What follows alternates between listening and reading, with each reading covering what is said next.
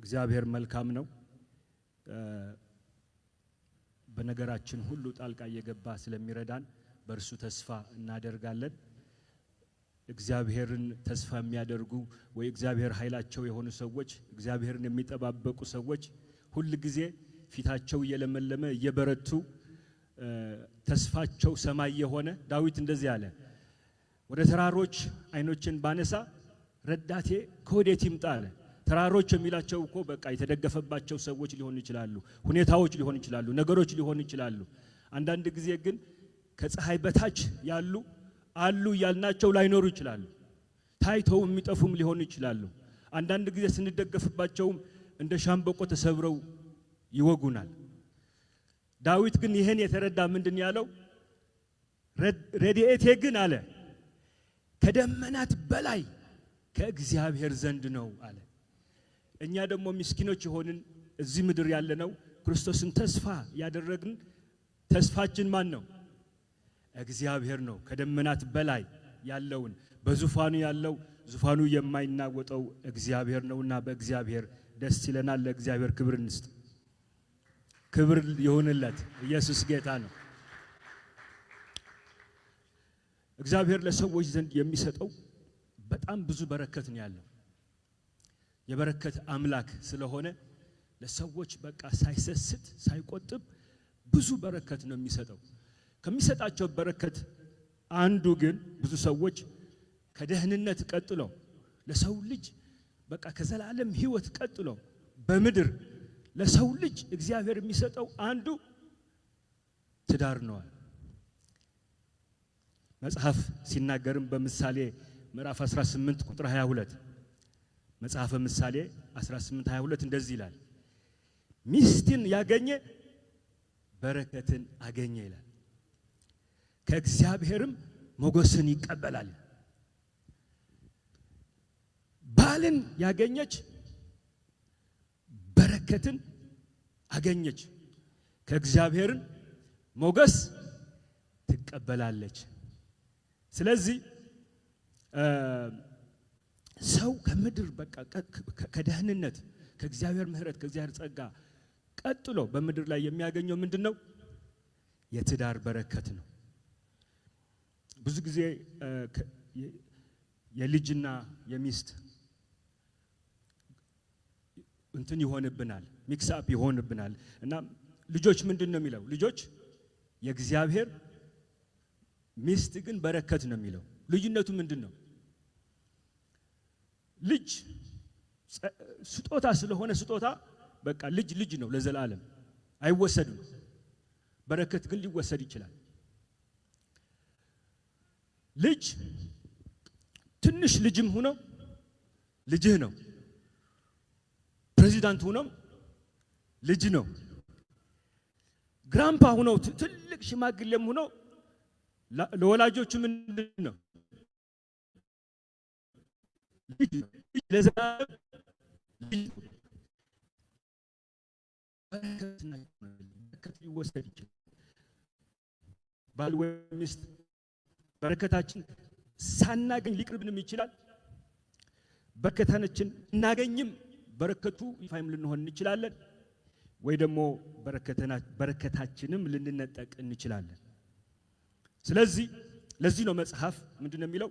ሚስትን ከእግዚአብሔር ዘንድ ያገኘ በረከትን አገኘ።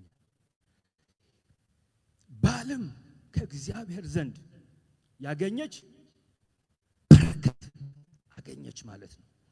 ባይዘው በረከት እንዳ እስራኤል ላይ ያለሁም በእስራኤል በረከት ነው። በአረቦች ደግሞ ለዛ እነሱም በረከት ነው የሚሉት። እኛም ከነሱ ተቀብለን መሰለ እኛም በረከት ነው የምንለው። ስለዚህ እግዚአብሔር የተመሰገነ ይሁን። ዛሬ የማካፍላችሁ ቃል የትዳር በረከት የሚለው ነው። እግዚአብሔር እንዲያስተምረን እስኪ እንጸልይ። ኢየሱስ ጌታ ነው። የበረከት አምላክ እግዚአብሔር ሆይ ዛሬ አንተ ለኛ ያለህን በረከታችንን እንድናስተውል፣ እንድናውቅ፣ እንድንረዳ እግዚአብሔር አባት ሆይ እንድትረዳን በጌታ በኢየሱስ ክርስቶስ ስም እንጸልያለን። ይህ ነገርም በእግዚአብሔር ዘንድ ታላቅ ምስጢር ነው ተብሎ እንደተጻፈ እግዚአብሔር አምላኬ ሆይ አይናችን ይከፈት፣ ልባችን ይከፈት፣ መንፈስ ቅዱስ እንድታስተምረን እንድትናገረን በኢየሱስ ክርስቶስ ስም ጸልያለን። ሕይወታችን ይለምልም፣ ቤታችን ይለምልም። እግዚአብሔር አምላኬ ሆይ መንገዳችን የቀና እንዲሆን በኢየሱስ ክርስቶስ ስም እንጸልያለን። እግዚአብሔር አባቴ ሆይ ጉባኤውን ተረከብ። በጉባኤ መሃል እግዚአብሔር ሆይ አንተ ጣልቃ እንድትገባ ከኛ ጋርም እንድትሆን እግዚአብሔር አባቴ ሆይ በኢየሱስ ክርስቶስ ስም ጸልያለሁ። ክብር ምስጋና ለአንተ ይሁን፣ አሜን። ኢየሱስ ጌታ ነው።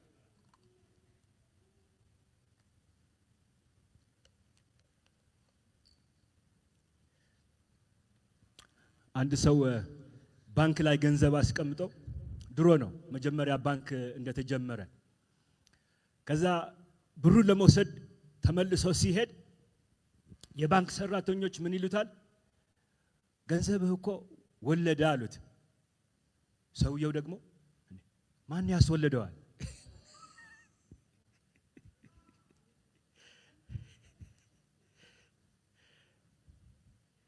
የትዳር በረከት ስንል ምን ማለታችን ነው? አንዳንድ ትዳር እንድንማረር ያደርገናል። አንዳንድ ትዳር ደግሞ እግዚአብሔር እንድናመሰግን ምክንያት ይሆንብናል። ለምን? እንዴት ነው ይሄ ውስብስብ ያለብን ነገር ሁሉ መጽሐፍ እንደሚለው ፍንት ብሎ ያልገባንና ያልጨበጥ ነው ያልተረዳ ነው በሱንም መረዳት ከሰማይ ረድኤት ያላገኘ ነው? ለምንድን ነው? አንዳንድ ጊዜ ለምሳሌ ትክክለኛ የሆነውን ሰው ስናገባ ቤታችን ገነት ሊመስል ይችላል። የተሳሳተ ሰው ወይ ደግሞ ሮንግ ፐርሰን ስናገባ ደግሞ ቤታችን ሲኦል ሊመስል ይችላል። ስለዚህ እንደምናስተውለው ምን ይላል? እግዚአብሔርም ለአዳም ሳይጠይቅ ሳይፈልግ ሚስት የምትባል ወይ ደግሞ ሴት የሴት ጾታና ሴት የምትባል እንኳን ሳትኖር ምንም ሳያውቅ እግዚአብሔር ራሱ ግን መጥቶ ምን አለው? የምትመቸው ረዳት እንፍጠርለት ብሎ ማን አሰበ? እግዚአብሔር። አዳም አልጠየቀ፣ አዳም አልጸለየ፣ እንዳለችም አያውቅም። ግን እግዚአብሔር የምትመቸው ረዳት እንፍጠርለት አለ። ከእግዚአብሔር ዘንድ እግዚአብሔር ሰው ሲያዘጋጅልን እንዲህ ነው የሚሆነው። ትክክለኛ ሰው ስናገኝ እንደዚህ ነው የሚሆነው። መዋሃድ ይሆናል፣ መስማማት ይሆናል፣ መገጣጠም ይሆናል።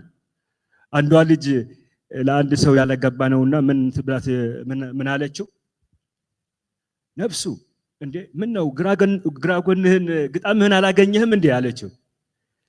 ምክንያቱም ከጎኑም አጥንት ወስዶ ሰርቶ ነው አምጥቶ የሰጠው። ስለዚህ ምኑ ነች? አካሉ ነች። ስትመጣ አወቃት ይላል እንጂ ግራ አልተጋባም፣ ኮንፊዝ አልሆነም። ምን አይነት ፍጥረት እግዚአብሔር ሰጠኝ፣ ምንድነው የምትመስለው? እኔን አትመስልም፣ የተለየ እንትን ነው ያላት ብሎ ግራ አልተጋባም፣ አልተጨነቀም። ሲያያት ምንድነው የሚለው? አወቃት ይላል። አንዳንድ ጊዜ እኮ እንዲሁ ቸል ካላልን በስተቀር እኮ ይገባናል እኮ። አንዳንድ ነገር በትክክል ነው የሚገባን፣ ውስጣችን ይነግረናል። አወቃት ይላል። ኢየሱስ ጌታ ነው። አንዳንድ ጊዜ እዚህ ጋር ያለው አሁን ብሎን እዚህ ጋር ካለው ብሎን ጋር ይሰራል? አይሰራም። ልናስገባ ብንሞክርም ዝም ብሎ መላላጥና መሰባበር ነው የሚሆነው እንጂ ከብዙ ልፋት ይሰራል ማለት አይደለም፣ ወይ ደግሞ ይገጥማል ማለት አይደለም። እዚህ ጋር ያለውም ብሎን ይሰራል። እዚህ ጋር ያለው የተለየ ነው፣ እዚህ ጋር ያለው የተለየ ነው። እዚህ ጋር ያለው ግን ክፍት ሳደርገው የራሱ ስለሆነ ምን ይሆናል? ግጣሙ ስለሆነ ይስማማል ማለት ነው። የዛኛውን ቁልፍ የራሱን አምጥቼ ሳስገባ ይከፍተዋል። ሮንግ የሆነ አምጥቼ ለመክፈት ብሞክርስ ይሰራል? አይሰራም። ስለዚህ ለእያንዳንዱ በር ቁልፍ የራሱ የሆነ ግጣም የራሱ የሆነ መክፈቻ ለሱም ይሆን አለ። ለዚህ ነው የምትመቸው ረዳት እንፍጠርለት ብሎ እንደዚሁ እንዲዋሃዱ እንዲስማሙ የሆነው ማለት ነው። አንዳንድ ሰዎች በቀላሉ መግባባት ይችላሉ። ቤታቸውን፣ ትዳራቸውን፣ ኑራቸውንም መምራት ይችላሉ።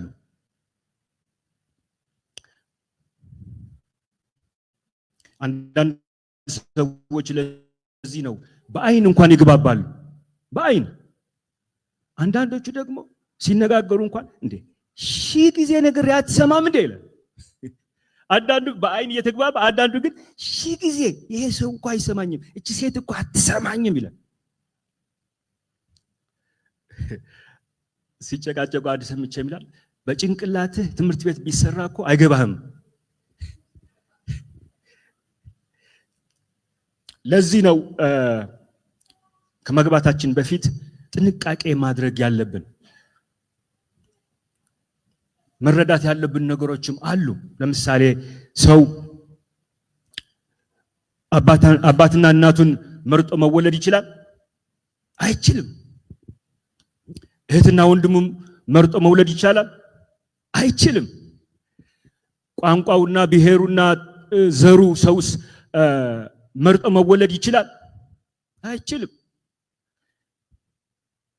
ቀለሙና ከለሩስ ሰው መርጦ መወለድ ይቻላል?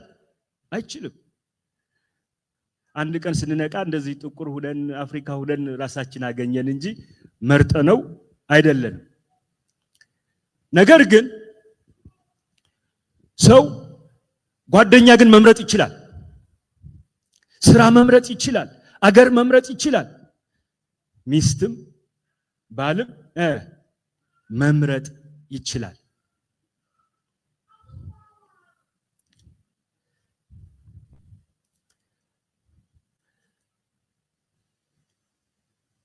በቅርብ ጊዜ አንድ ጊዜ ጓደኛዬ ለሚዜነት ተጠየቅኩ ማለት ነው፣ ሚዜ እንደሆነ። ከዛ መቼ ነው ሰርጉ ምናምን ስላቸው እናስታውቃለን አሉ። አልወሰናችሁም እንዴ ምናምን ስለው እንዴ ገና እኮ ሚስት አላገኘሁም አለ።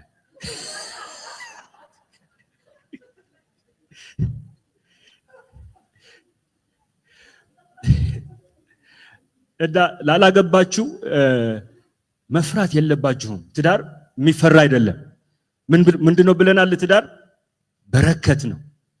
በእውነት እንዲያም መጽሐፍ ስለ ጋብቻ ሲናገር ጋብቻ መልካም ነው ይላል። ሌላ ቦታ ደግሞ መልካም ነው። ሚስትን ያገኘ በረከትን አገኘ፣ ባልን ያገኘች በረከት አገኘች። ዕብራውያንም ጋብቻ መልካም ነው ይላል። ላላገባችሁ መፍራት ማሰብ እንደዚሁ እንትንም ማድረግም እንደዚሁ ከሩቁ እንድታዩትና እንድትፈሩት የለባችሁም። ወይ ብዙ ያላገቡ ሰዎች የሚጠይቁኝ ምንድነው የእግዚአብሔር ፍቃድ መሆን እንዴት እናውቃለን? ለኔ ትክክለኛ ሴት መሆንዋስ በምን አውቃለሁ? ትክክለኛ ባል መሆንስ በምን አውቃለሁ ይላሉ። አይ ቲንክ መጀመሪያ ነገር ማወቅ ያለብን ምንድነው ጋብቻ የእግዚአብሔር ፍቃድ እንደሆነ እግዚአብሔር ፈቅዶ ቀድሶ ባርኮ እንደሰጠን ብዙ ተባዙ ምድርም ሙሏት ብሎ ባረካቸው ነው የሚለው። ስለዚህ እንድንጋባ እንድንወልድ የእግዚአብሔር መልካም በጎ ፍቃድ ነው። እንዳም በአንደኛ ቆሮንቶስ ምዕራፍ 7 ቁጥር 2 ብታነቡ ምን ይላል? ማንኛውም ሴት የራሷ ባል ይኑራት፣ ማንኛውም ወንድ የራሱ ሚስት ትኑረው። የተፈቀደ ለኛ ባርኮ የሰጠን ማንኛውም ሰው የምትመስለውና የሚመስላት እሱን ማግባት ይችላል ማለት ነው። ቁጥር 11 እንደሚናገር ይላል ጥንቃቄ ይጠብቅሃል፣ ማስተዋል ይጋርድሃል ማለት ነው። ስለዚህ እኛ የምንወስናቸው ውሳኔዎች ማንኛውም በህይወታችን፣ በቤታችን፣ በኑሯችን የምናደርጋቸው ነገሮች በሙሉ በማስተዋል፣ በጥበብ፣ በጸሎት የሚያውቁ በማማከር እግዚአብሔር በማማከር ቆም ብለን በማሰብ አስተውለን የምንወስነው ውሳኔ ሁሉ ጊዜ ይረዳናል ማለት ነው። ስለዚህ መጠየቅ የሚገባን ከማግባታችን በፊት መጠየቅ የሚገባል በተለይ ላላገቡ። ለምሳሌ አንዳንድ ጥያቄዎች እኔና እርሷ መግባባት እንችላለን ወይ? ሳይግባቡ መጋባት በጣም ከባድ ነው። እንዲያም አሞጽ 3:3 ምን ይላል? አሞጽ ምዕራፍ 3 ቁጥር 3 ሁለት ሰዎች ካልተስማሙ በስተቀር እንዴት አብረው መሄድ ይችላሉ ይላል። ለማንኛውም ነገር አብሮ ለመስራት ይሁን አብሮ ለመኖር ይሁን አብሮ ለመጋባት ይሁን ለተለያዩ ነገሮች መግባባትና መስማማት ያስፈልጋል ማለት ነው። በተለይ በትዳር በአንድ ጣራ ሳንገዳደል አብረን መኖር እንችላለን ወይ ብሎ መጠየቅ አስተዋይነት ነው። ባክግራውንድ ቼክ ማድረግ ጥሩ ነው። ኖ ሰርፕራይዝ። በኋላ ከተጋባን በኋላ ለምን አልጠየቅኩም፣ ለምን አላስተዋልኩም፣ ለምን አላሰብኩበትም ብለን ሰርፕራይዝ እንዳንሆን ባክግራውንድ ቼክ ጥሩ ነው። እዚህ ሀገር አንዱ ከተማርኩት ምንድነው አንድ ሰው ስራ ሲቀጠር ኢንተርቪው ብቻ ማድረግ ሰውየውን ማናገር ብቻ ሳይሆን ምን ያደርጋሉ? ባክግራውንድ ቼክ ያደርጋሉ። ስለዚህ ባክግራውንድ አይተው ነው መቅጠር የሚችሉት ማለት ነው። አንዳንድ ጊዜም ጋብቻ ከምንፈጽመው ሰው ጋር ያለውን ችግርም መመዘን አለብን። አንዳንዱ ማይነር ነው፣ ችግር ነው፣ ምንም አይደለም ብለን ልንገባበት እንችላለን። አንዳንዱ ደግሞ ከአቅማችን በላይ ከምንችለው በላይ ሊሆንብን ይችላል። ለምሳሌ በሽታ ሊሆን ይችላል። ሁለቱም መመርመር ያስፈልጋቸዋል። ከቀድሞ ትዳር ልጅ ሊሆን ይችላል። ልጅ በረከት ነው፣ ምንም አይደለም። አንዳንድ ሰዎች ግን አላወቅኩም ነበር፣ አልሰማሁም ነበር ብሎ ያዙኝ ልቆቁኝ ብለው አዲስ የተመሰረተውን ትዳር ይበትኑታል፣ ያስጨንቃሉ እንጂ ልጅ ችግር ነው ማለት አይደለም። ወይ የተከመረ ዕዳ ሊሆን ይችላል። እንዴ ከነ ዕዳዋ ነው እንዲያገባሁት ከነ ዕዳው ነው እንዲያገባሁት ብለን ሰው ሊያስብና ሊጨነቅ ይችላል። ስለዚህ በጣም አስተውለን ረጋ ብለን ነው እንጂ ያገሬ ሰው እንደሚለው የጨነቀው እርጉዝ ያገባል እንደሚባለው ሳይሆን አምነንበት ጸልየንበት አስተውለን ይሆነኛል። አሁን እኮ ሰው እኮ የሚያገባው እኮ ግድ ሆነበት አይደለም። አሁን ሰው በረከት አለበት አይደል? አሁን ባለው በረከት ሌላ ተጨማሪ በረከት ለመጨመር ነው። አሁን ካለው ደስታ ሌላ ደስታ ለመጨመር ነው እንጂ ወደ አላስፈላጊ እስራት ወደ አላስፈላጊ አጣብቅኝ ውስጥ ወይ ደግሞ ወደ ምሬትና ወደ ጭንቅ መግባት አይደለም። ለዚህ ነው አንዳንድ ሰዎች ሴት እኮ በቃ ለኔ መስቀሌ ነች ይላል፣ ይሄ ሰው እኮ ለኔ መስቀሌ ነው ይላሉ። ስለዚህ ምንድነው አስተውለን ያዋጣኛል ወይ ብለን ጸልየን አውጥተን አውርደን የምንወስነው ውሳኔ ነው እንጂ ድንገተኛ ወይ ደግሞ በስማ በለው መሆን የለበትም። ረጋ ብለን አስተውለን ጠይቀን ነው። እና አንዳንድ ጊዜ ያላመንበት ያላወቅነው ያልተረዳነው ወይ ደግሞ ውስጣችን ያልሞላ ነገር ወይ እግዚአብሔር ለኔ ያዘጋጀው መንገድና ህይወት ይሄ ነው ብለን ካልገባንበት ብዙ ችግር ይሆናል ማለት ነው። ባለፈው አንድ ቦታ ሽማግሌ ሆኜ ልጠይቅ ሄድኩና አይ ቲንክ የሄድንባቸው ሰዎች አያውቁም እና ስንገባ ተደናገጡ ምን እንደሚሉ። ከዛ ለኔ ደግሞ መሪ ያደረጉኝ እና ገብተን ልናናግራቸው ጭንቅ ሆነ። ከዛ ለኔ ስለሰጡኝ ሄጄ አናገር እኔ ንግግር ጀመርኩ ማለት ነው። እንግዲህ የተወደደች ልጃችሁን ለልጃችን እንድትሰጡን በትህትና ለመጠየቅ ነው የመጣ ነው። እምቢ ካላችሁ ግን በኃይል እንወስዳታለን አልኩ። ከዛ ሰዎች ስቀው እስኪ ቁጭ በሉና መጀመሪያ እንተዋወቅ አሉ። እና ለመሆኑ ሁለቱም ይተዋወቃሉ ወይ ምናምን ብለው ጠየቁ።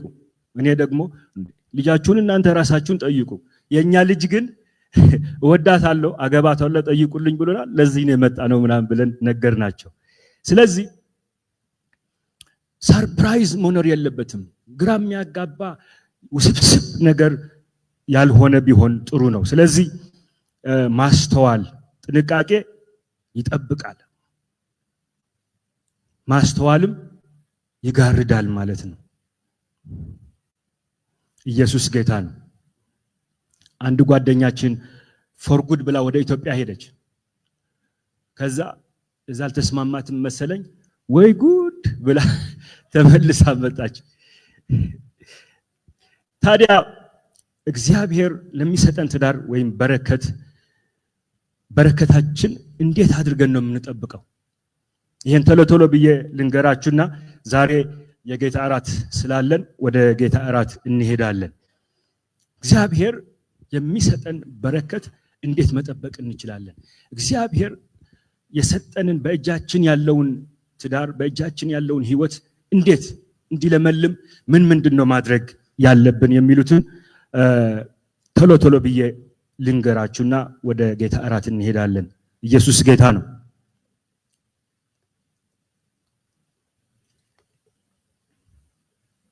አንደኛ መግባባት ነው።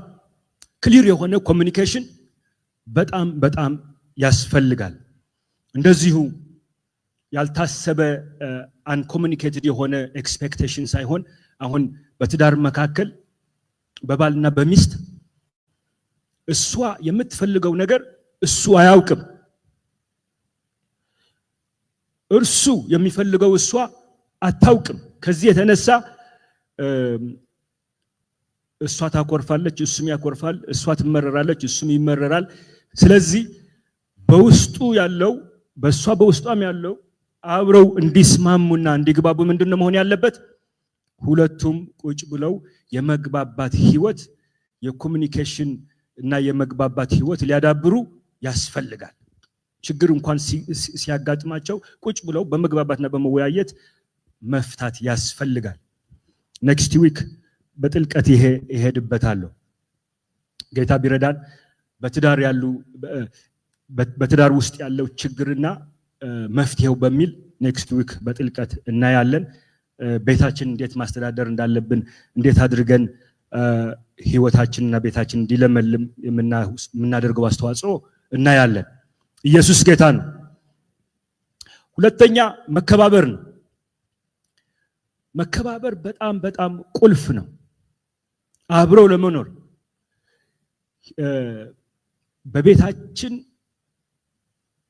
የፍቅርና የሰላም ንፋስ እንዲነፍስ መከባበር ያስፈልጋል። በተለይ ወንድ ክብሩ እንዲነካ አይፈልግም። ክብሩ ተነካ ማለት አገር ቢገለበጥ ይሻለዋል። ስለዚህ መከባበር በጣም አስፈላጊ ነው። አብሮ ለመስራት፣ አብሮ ለመኖር፣ አብሮ ለማደግ፣ ትዳሩ እንዲለመልም ሁለቱም ሊከባበሩ ያስፈልጋል። በሚያስቸግር ሁኔታ እንኳን የሚያጋጭ ነገር ተፈጥሮ እንኳን ስቲል መከባበሩ መወሰድ የለበትም። ችግር ተፈጥሮም የሚያጨቃጭቅ ሁኔታ እንኳን ተፈጥሮ ስቲል በአክብሮት መነጋገር እንችላለን። ወደ አላስፈላጊ ነገ የሚጸጽተን ንግግር መናገር የለብንም።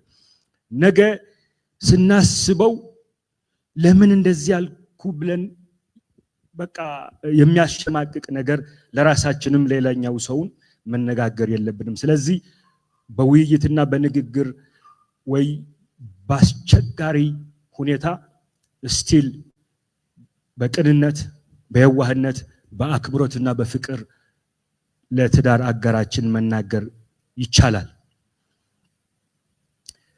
ሌላው በብዙ ባለትዳሮች የሚያየው ነገር ምንድነው? እስኪጋቡ እሷን ካላየሁ ሙቼ እገኛለሁ፣ ያዙኝ ልቀቁኝ የሚሉ የነበሩ በተለያዩ ሁኔታዎች በቃ በሄዱበት ሁሉ ስለ ትዳራቸው ስለ ፍቅራቸው ይናገሩ የነበሩት ልክ ሲጋቡ ግን ትዳሩ ምን ያደርጉታል? ቸል ይሉታል። እና የነበረውን እሳት፣ የነበረውን ፍቅር፣ የነበረውን መተሳሰብ፣ የነበረውን ኤክሳይትመንት ወዲያው ይገድሉታል። ስለዚህ ትዳሩ ምን ይሆናል? ቦሪንግ። ታዲያ ምንድነው ማድረግ ያለብን? እሳቱን ማቀጣጠል። እሳቱን አጠገባቸውን እሳቱን አቀጣጥል በሉት እስኪ። የፍቅር እሳት በእውነት ኤክሳይትመንቱ፣ ፓሽኑ ይሄ በቃ አንዳንድ ነገሮችንም ገና በእጮኝነት እያሉ ነው እንጂ ወደ ጥሩ ሬስቶራንት የሚወስዱ ከተጋቡ በኋላ ግን በፍጹም እንደዚሁ ሲገናኙም በቃ ጥሩ የሆነ ለባብሰው አማምረው ይገናኙ የነበሩ አሁን እንደነገሩ ነው። እንደነገሩ ስለሆነ በቃ እንትን ይኖራል። በቃ ይሄ ኤክሳይት የሚያደርግ የሚያነሳሳ ነገር መኖር አለበት። ስለዚህ ሁል ጊዜ እሳቱን መቆስቆስ፣ ሁል ጊዜ የፍቅር ማለት ነው የመከባበሩ ይሁን የቤቱን አትሞስፌር የቤቱን ፍቅር ሁል ጊዜ ማቀጣጠል ያስፈልጋል። እያሰቡ ሰርፕራይዝ ማድረግ፣ እያሰቡ ዲነር መውሰድ፣ እያሰቡ ጊፍት መግዛት፣ እያሰቡ የፍቅር ቴክስት መላክ። አንዳንድ ጊዜ ትንሽዬ ነገር ትሆን ይችላለች። ሰው በተለይ እህቶቻችን በትንሹም ያኮርፋሉ፣ በትንሹም ደስ ይላቸዋል። እና አይ ሚስ ዩ ብለን እንኳን ቴክስት ብናደርግ በቃ ጣራውን ይነኩታል። አይ አም ቲንኪንግ አባውት ዩ ብለን ቴክስት ብናደርግ የሆነ በቃ ወይ ደግሞ መልካም ያደረጉትን አስበን ቅድም ስላደረግሽው፣ ቅድም ስላደረከው አመሰግናለሁ የሚል ቴክስት ብንልክ በጣም ደስ ይላቸዋል። ቀኑን ሙሉ እንትን እንዲያል ክችን ላይ ካሉም ክችንም ገብቶ ማገዝ፣ ካድል ማድረግ እና የተለያዩ ነገሮችን አብሮ መስራት ከተቻለ አብሮ መስራት፣ አብሮ መጸለይ፣ አብሮ ጅም መሄድ፣ አብሮ ሻፒንግ መሄድ፣ አብሮ ስራዎችን የሚሰሩ ነገሮች ካሉም አብሮ መስራት መልካም ነው። ኢየሱስ ጌታ ነው። ሌላው ሐሳብ አንዳንድ ጊዜ ትልቅ ችግር ደርሶ የምናየው ይሄ ነገር ነው የሚጀምረው። ትንሽ በቃ ቶሎ መቋጨት የሚችል ቶሎ እፍን አድርጎ ማጥፋት የሚችል ቸል በማለታችን ወይ ደግሞ ፍቅር ነው እንድናራግብ የሚያስፈልገው እንጂ ችግርን አይደለም። ችግር ብናራግብ ምን ይሆናል? ትንሽ የነበረችው ትልቅ። አንዳንድ ጊዜ ትልቅ ደን ትልቅ ጫካ ተቃጥሎ ስናይ እኮ ምናልባት እሳቷ የጀመረችው ከጫፍ ትንሽዬ ነገር ልትሆን ትችላለች። ተቀጣጥሎ ግን ትልቅ ጫካ። አንዳንድ ጊዜ አንዳንድ እስር ቤቶች ስንሰራ በቃ ከኛ ጋር የሚሰሩት ደቀ መዛሙርትና ጥቂት ናቸው። ጥቂት ግን ከተወሰነ ጊዜ በኋላ እስር ቤቱን በሙሉ ያቀጣጥሉታል፣ በወንጌል ያዳርሱታል። እንደዚህ አጋንንት እኮ አወጣን፣ አንድ ሰው እኮ ተፈወሰ፣ አንድ ሰው እኮ ሞት ተፈርዶበት የነበረ ከሱ ጋር እንጸልይ ነበርና አሁን ነፃ ነው ተባለ፣ እውነቱን ታወቀ፣ ፋይል ተገኘ እያሉ ከዛ በኋላ ሳይታወቅ አንድ ባይብል ስተዲ የነበረችው 10 እና ምንድነው ችግርም ልክ እንደዛ ነው። ትንሽ ችግር ቶሎ እፍን ማድረግ። በተለይ ወንዶች ይቅርታ ለማለት በቃ አፍንጫችን ላይ ነው፣ ክብራችን የሚነካ ይመስል ነው የምንለው እንጂ የኔ ፍቅር ቅድም ያደረኩት እኮ አይ አም ሶሪ አይ ዶንት ሚን ቱ ሀርት ዩ እና ብለን በቀላሉ እፍን አድርገን ችግርን ማጥፋት ሲገባን እና በትዕቢት ሳይሆን በትህትና ቶሎ ችግር ደግሞ ሲገል አይ አም ሶሪ ማለት እና ይቅርታ መጠየቅ በጣም በጣም አስፈላጊ ነው። ኢየሱስ ጌታ ነው። በተለይ ለአበሻ ፈረንጆች አሁን ለትንሹም ለትልቁም ኤክስኪውዝ ሚ አይ አም ሶሪ ኤክስኪውዝ ሚ አይ አም ሶሪ ነው የሚሉት።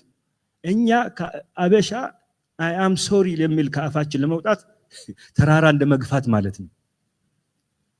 እስኪ አስቡ እያንዳንዳችሁ መቼ ነው ለአንድ ሰው ጠርታችሁ ባለፈው እኮ ባደረኩት ነገር አጥፍቻለሁ በድያለሁ እና የኔ ጥፋት ስለሆነ ይቅር በለኝ ብለን የጠየቅነው መቼ እንደሆነ መቼም በራሳችን ብንጠይቅ ይከብደናል። እና መለማመድ ያለብን ነገር አጥፍቻለሁ አይ አም ሶሪ። ምን እጃችን አይቆረጥ እግራችን አይቆረጥ ምንም ያለው ችግር ይፈታል እንጂ አም ሶሪ በመላታችን የሚፈጠረው ችግር የለም። ግን ምንድነው እንደዛ የሚያደርገን? ኢጎ አለብን፣ ትዕቢት አለብን። ስለዚህ ዝቅ ብለን ለበደልነው ሰው በተለይ ለትዳር አገራችን ይቅርታ መጠየቅ ያስፈልገናል። ሌላው ባውንደሪ ነው። በተለይ በእኛ ማህበረሰብ ባውንደሪ የሚባል የለም እና አንዳንድ ጊዜ በመጥፎ ሙድ ሁነን በመጥፎ ከስራ አእምሯችን ተረብሾ መጥቶ ትልቅ ነገሮችን ለማድረግ መሞከር የለብንም። ጊዜ ልውሰድ፣ ትንሽ ልረፍ፣ ለራሴ ትንሽ ጊዜ ያስፈልገኛል ብለን ባውንደሪ ሴት ማድረግ ያስፈልገናል። አንዳንድ ጊዜም የቤታችንና የጓደኛ የእንትንም የምናደርገውና እሱ ለይተን ባውንደሪ ልናበጅለት ያስፈልጋል። የቤታችን ጉዳይ የአደባባይ መሆን የለበትም። ሁሉም ጓደኞቻችን ሁሉም በቃ በአደባባይ ሁሉም እጁ የሚያስገባበት መሆን የለበትም። ስለዚህ በትዳር ውስጥ ምን ያስፈልጋል? ባውንደሪ። በግላችን ቢሆን በተለይ ለግል የምናደርገው ነገር ትዳራችንን እንዳያበላሽ ለይተን ማወቅ ያስፈልጋል። ባውንደሪ ያለበት ትዳር የጋራ ነው። ፖለቲካ ግን የግል ነው። አንድ ሰው መብቱ ነው የትዳር አጋር ሆኖ የፈለገውን ሐሳብ ሊያራምድ የፈለገውን ኦፒኒየን ለመናገር መብቱ ነው እስክበሉ እንደገና ይከብዳቸዋል አይደል? አንድ ሰው የትዳር አጋራችን ሆኖ ስለተለያየ ነገር ከኛ የተለየ ሐሳብ ቢያራምድ ለምንድን ነው የሚቆረቁረን? ለምንድን ነው የሚከፋን? ስለዚህ ሐሳባቸውን በነፃነት ለማንሸራሸር ልንፈቅድላቸው ያስፈልጋል። ካልፈቀድን ግን በትዳር ላይ ጨቋኝ ነን ማለት ነው። የትዳር አጋራችንን እንጨቁናለን፣ እናስጨንቃለን ማለት ነው። ስለዚህ ባንስማማም አንዳንዱ ላንስማማበት እንችላለን። አንዳንዱ ኢሬሌቫንት ነው። አንዳንዱ ግን ላንስማማበት እንችላለን። ግን we can agree to disagree። አሜሪካኖች አሁን ጓደኞች አሉ አሁን ማቃቸው አንዳንዶቹ ሪፐብሊካን ናቸው፣ ባልየው ደግሞ ዲሞክራት ሊሆን ይችላል። they don't have any problem። ካልገደልኩት እኔ ጋር አይኖርም፣ እንዴት አድርጎ ነው ሪፐብሊካን የሚሆነው ብለው ያዙኝ ሊቆቁኝ የሚልበት ነገር የለም። እንዲያውም ይከራከራሉ፣ ይቀልዱበታል፣ ይስቃሉ፣ ይጫወታሉ። አሸነፍናችሁ እኮ የኛ ሐሳብ ከናንተ ሐሳብ የተሻለ ነው። ስለ ሄልዝ ኬር፣ ስለ ሜዲኬር፣ ስለ ኢሚግሬሽን ሲስተም ቢሆን ስለ ተለያዩ ነገሮች ቁጭ ብለው ይወያያሉ። ካልተስማሙ ደግሞ ልዩነታቸውን ይዘው አብረው ትዳራቸውን መቀጠል ይችላሉ እንጂ ያልሆነ ነገር የውጭውን ሐሳብ ቤታችን እንዲያፈርስ አንፈቅድለትም ማለት ነው። አሜን። ሌላው ተለያይቶ ማደግ ነው። አንዳንድ ሰዎች ትዳር ሲጀምሩ እኩል ይጀምሩና ነገር ግን አንዳንዶቹ በተለያየ መልኩ አንዱ ወደ ሰማይ እያደገ ሲሄድ አንዱ ደግሞ ወደ ታች። እሱ በትዳር ውስጥ የሚዛን ባላንስ ሉዝ ያደርጋሉ። በመግባባትም ቢሆን አብሮ በመሄድም በብዙ ነገር ይጎዳቸዋል። ስለዚህ አስተዋይ የሆንን ሰዎች የትዳር አጋራችንን ማሳተፍ አለብን እንጂ ለብቻችን መሪውን ይዘን መሮጥ የለብንም። ልጓሙን ይዘን ዝም በቃ ያለ እንትን መሄድ የለብንም። ትዳር የጋራ ነው። ቤቱ የጋራ ነው። ኑሮው የጋራ ነው። ስለዚህ ሁለት ሰዎች የሚሳተፉበት፣ ሁለት ሰዎች የሚወስኑበት፣ ሁለት ሰዎች የሚግባቡበት፣ ሁለት ሰዎች አብረው የሚወስኑበት ነው እንጂ አንድ ሰው በአምባገነንነት እንደፈለገ የሚፋንንበት፣ እንደፈለገ የሚወስንበት፣ እንደፈለገ የሚሄድበት የትዳር አጋሩን መንገድ ላይ የሚጥል ሰው እውነተኛ የትዳር አጋር አካሄድና አስተዳደር አይደለም። ስለዚህ አብሮ ማደግ፣ አብሮ መስራት፣ አብሮ መጸለይ፣ አብሮ ማገልገል አሜን ነው። ይቻላል እስክበሉ። አዎ። ስለዚህ ይህንን ባህል በቤታችን ማዳበር ያስፈልጋል። አብሮ የመስራት የመጨረሻው ሐሳብ ምንድነው?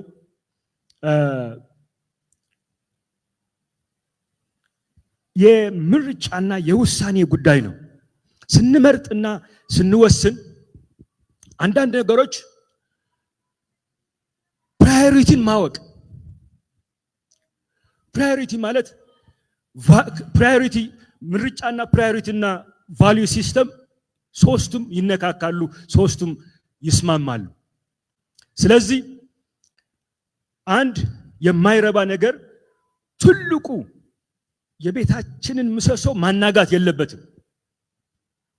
ለምሳሌ አንድ ትንሽ ነገር ስለ ልጅ ቢሆን ወይ ስለ አንዳንድ ነገሮች አለመግባባት ያለውን ትልቁ ትዳራችንን ሊያናጋ፣ ትልቁ ሰላማችን እንዲያናጋ፣ ትልቁ ፍቅራችንን እንዲያናጋ መፍቀድ የለብንም። የትኛው ነው የሚበልጠው? ይሄ የመቶ ብር የሚያጨቃጭቀውን ነገር ነው ወይስ ትልቁ ትዳራችን? ስለዚህ ሊተን ማወቅ አለብን። ትንሽ ነገር ቤታችን እንዲያናጋ መፍቀድ የለብንም። የምንመርጠው ምንድነው? ፍቅር ነው የምንመርጠው፣ ቤታችን ነው የምንመርጠው፣ ትዳራችን ነው የምንመርጠው እንጂ ትንሿ ነገር አንዳንድ ጊዜ በውይይት መካከልም እንዲሁ በሐሳባችን እኛ ማሸነፍ ነው የምንፈልገው እንጂ ከዛ በኋላ የሚመጣውን ኮንሲኩዌንስ እና ለቤታችን የሚያደርገውን ኔጌቲቭ የሆነ አስተዋጽኦ አናስተውልም።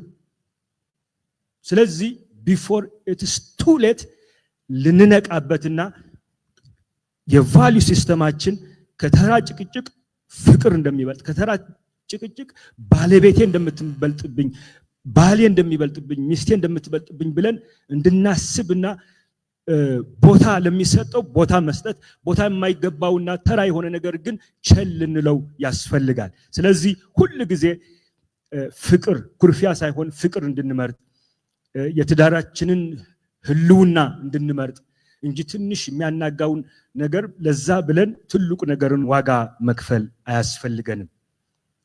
አሜን ነው። ኢየሱስ ጌታ ነው። የጌታ እራት ስላለ የዛሬውን እዚሁ ልጨርስና እስኪ እግዚአብሔር እንዲያስተምረን እንጸልያለን። ኢየሱስ ጌታ ነው።